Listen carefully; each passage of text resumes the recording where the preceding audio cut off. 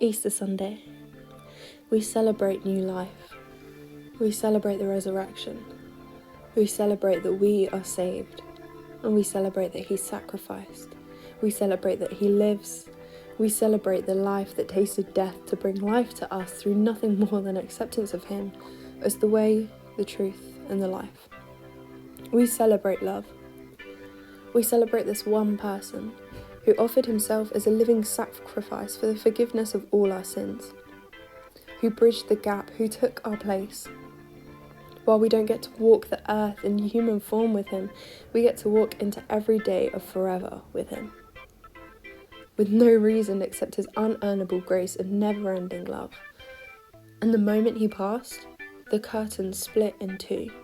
From top to bottom, the earth shook, the rocks split, the tombs broke open. It took one moment of one person with one ultimate sacrifice to rip what was known in two, to destroy the segregation between human and God, to liberate us into unconditional, completely loving relationship with him.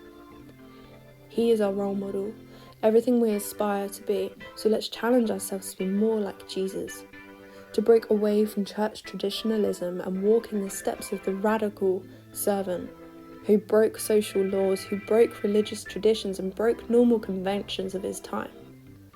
He walked with friends, he took time out to pray, he resisted temptation in the desert, he healed sick people, he touched those sick people without question. He told stories and challenged the beliefs and teachings of the teachers. He taught love, he taught patience, he taught kindness, he taught listening, he taught inclusion, he taught healing, he taught dedication, he taught humility, and he taught family. Jesus tried so hard to stand out. He never let peer pressure or social constructs confine him to his role. He reshaped the way we live. He raised the bar to encourage people, ordinary people, with ordinary families, with ordinary jobs, ordinary parents, ordinary education, ordinary housing, ordinary lives, to live counterculturally, to challenge expectations, to discover where the truth is, to learn and believe for yourself, to embrace who God is. Not because we should doubt, but because we should know. He didn't want blind, unthinking followers. He didn't want a herd of do-gooders. He wanted dedicated, wisdom-seeking disciples. He wanted radical, life-changing believers. He wanted passionate and all-in advocates of him. Jesus lived a life of a radical man. He lived in fear of nothing and lived for no one but God. And because he lived for God, no one got left behind. Not even you or me. No one was pushed aside, no one is more or less valuable, and no one is more or less worthy. Jesus lived the realities of life, in pain, in love, in joy, in anger, in temptation, in celebration, in illness, in health, in rejection, in fame. Jesus walked through the emotions and situations we walk through every day. He didn't have it easy.